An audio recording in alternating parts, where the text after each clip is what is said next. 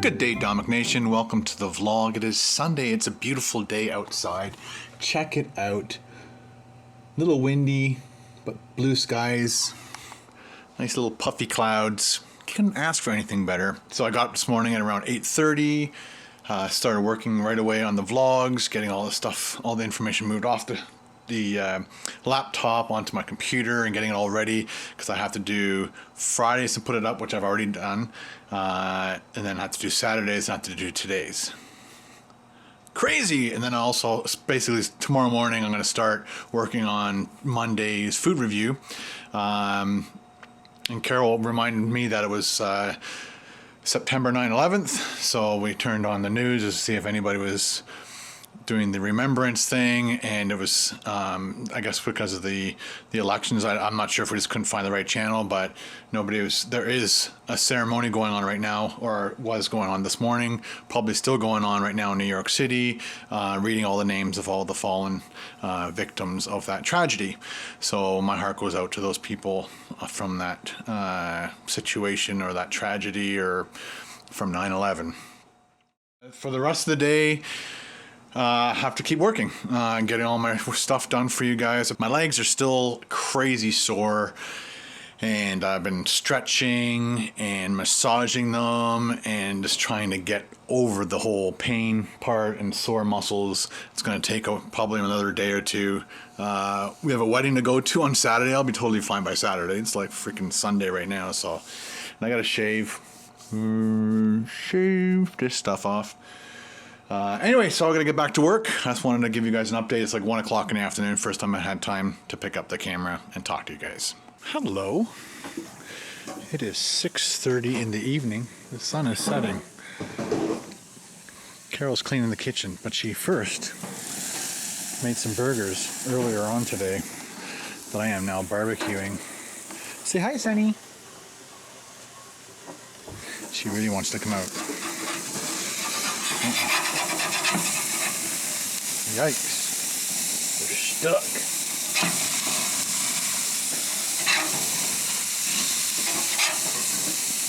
That's better. That's better. Oh, there's a piece I left behind. That's for Sammy. So I turn this one down low, this one back up to high. Ooh. Have a quick sip of Youngling. Gotta love it. Carol said, why don't you go pick up some taters from the garden? That's going to give me a heads up. I worked from, I guess, 5.5 hours. So from 1 o'clock to 6:30 on the next vlog, which is the actual climbing vlog. So this is what taters look like. This is the branch in which they grow. So you just have to, of course I'm in bare feet, not a great idea. Just go down deep, try to pick it up. There's one. See it? So we got one tater here. Really gotta like wreck the ground a bit. So all that plant for one potato. Let's see if we can dig some more. One-handed gardener. So there's another plant. Let's just dig this up, make sure. Oh, there's a little baby right there. But we don't want babies, we want grandpas. Oh yeah. You don't want to stick the fork by accident. So there you go.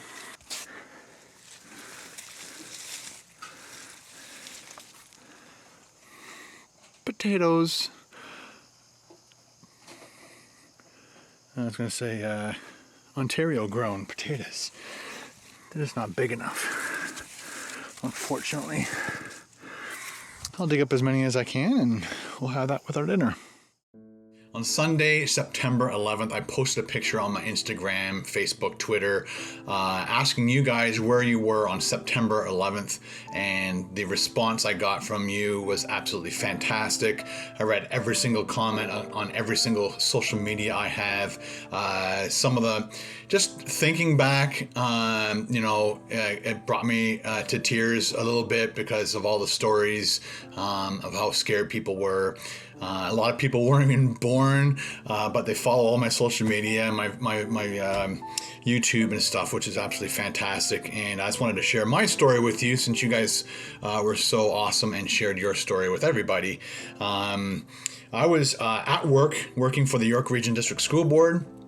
I was in my office. I shared an office with my buddy Steve, and I got a phone call from my wife, probably around, I don't know, the first attack happened at 8 something, and I guess she had the news on because she was home, and she phoned me and said something's happened, and she wasn't unsure what kind of plane. And we were thinking, oh great, a Cessna flew into the side of the tower, wasn't paying attention or something. We didn't know, right? And so we started trying to go online. And this is, excuse me, this is back in 2001. So the internet's there. It's not the best thing in the world.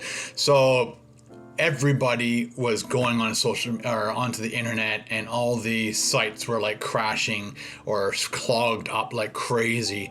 People trying to find out what's happened. So we finally rigged up a television and put it at the back of the building, and by that time we had it all set up. Everybody was just in shock, crying, not understanding what is going on, and that's when the second plane hit, and we all watched it live.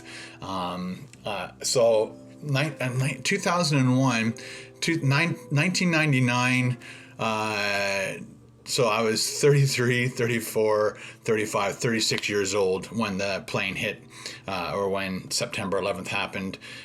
Ben was 3, Megan was 5, and so they didn't really understand. I've talked to them, and they kind of remember, but they don't really, just like you guys who are around the same age.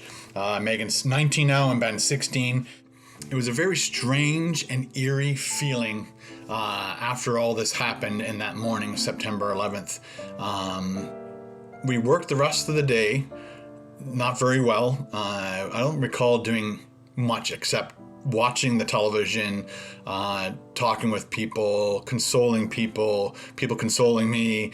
And then I just remember going home in this real weird funk. Again, you looked up in the sky and there were no planes in the sky, no streaks across the sky from jets. Everything had been forced to land. And I just remember coming home and hugging my wife.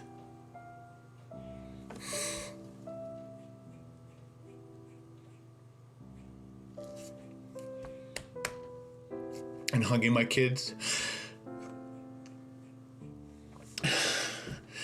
Just thinking back to all the people that didn't get to do that day because of the attacks.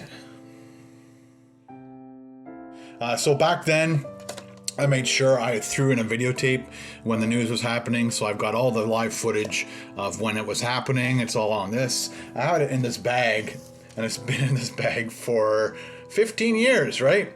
And so it's all dusty. I just went into the cupboard and found it. And so I had all these magazines as they started coming out.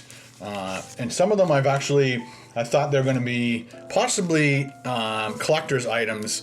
So I actually went and purchased these sleeves and put all the magazines in the sleeves, bought a duplicate of the magazine, as you can see here, so I can look through these magazines without touching and harming the original one that I bought. And I even kept the bill so that in the future, you know, this might be a collector's item, and they'll say, well, what did you pay for it? And so I got the bill for it. So I kept a few of them in special plastic sleeves. I've got the Time magazine. Lots of Time magazines, of course. Did you watch Fahrenheit 9/11 when they showed the president being told what's happened and he just sat there and did nothing? that drives me insane. I'd be like, excuse me, kids, I have something really important to do, like run this country and protect everybody, not sit there. What a doofus. And this one was $10, this magazine. They really drove the price up as these were coming out.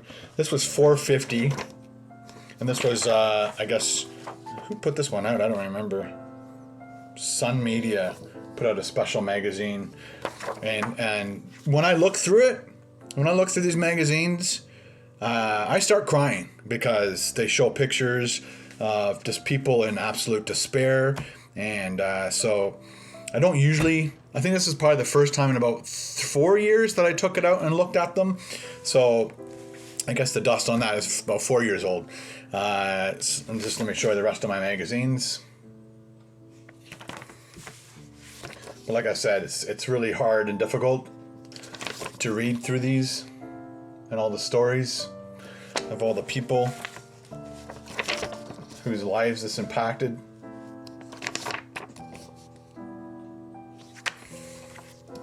But I went around and collected as many magazines as I could. I actually think I have the newspaper clippings. I just don't. We almost moved about 10 years ago, so I packed up a lot of stuff. This is one of the things that just never got packed up. And this was a magazine article in 2002 talking about how it affected specific people's lives many months after the attacks. So there is this specific woman holding a picture of her husband who I guess worked in the towers and never came home.